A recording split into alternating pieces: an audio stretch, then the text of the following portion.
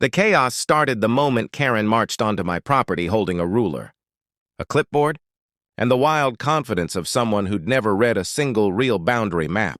She jabbed her pen at my fence and declared it was trespassing into her yard by exactly 21 inches, a number she clearly pulled from whatever dimension her brain vacations in.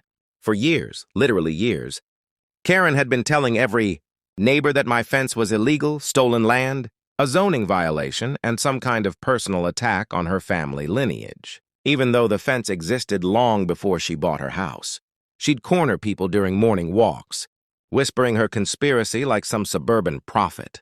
Things escalated when she slapped a fake HOA violation notice on my door, despite the fact that I'm not even in the HOA, and then demanded I either move the fence or pay a $600 fine. She even put up little orange flags across my yard to mark what she believed was the real boundary, which would have been hilarious if she hadn't stabbed them directly into my flower beds when she showed up with 2 HOA board members for her self-appointed inspection. That was it. I hired a licensed land surveyor, top of the county, and when he arrived with satellite equipment and decades of experience, Karen followed him around like a confused duck, insisting he measure where she felt the boundary should be. He ignored her completely.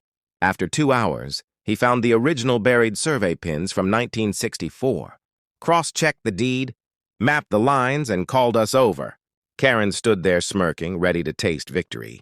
Instead, he turned the tablet toward her and said, "Ma'am, the fence is exactly on the correct line. In fact, you've been using his land. Your flower bed is 2 feet over." You could feel the neighborhood tilt from the force of her ego collapsing.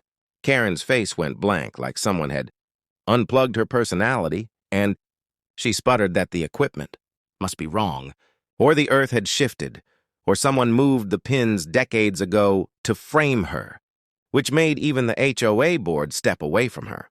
The surveyor printed the certified legal report, handed it to me, and told Karen she owed back compensation if I chose to pursue it. Suddenly, she had nothing to say. Within a week, the HOA removed her from every committee, and her husband quietly moved the flower beds off my land at 6 a.m. so no one would see. Karen hasn't spoken to me since, but she now closes her blinds every time she walks past the fence she spent 7 years fighting because she knows the truth finally put an end to her fantasy. And if you love watching entitlement collapse under cold hard facts, make sure to subscribe for more stories like this.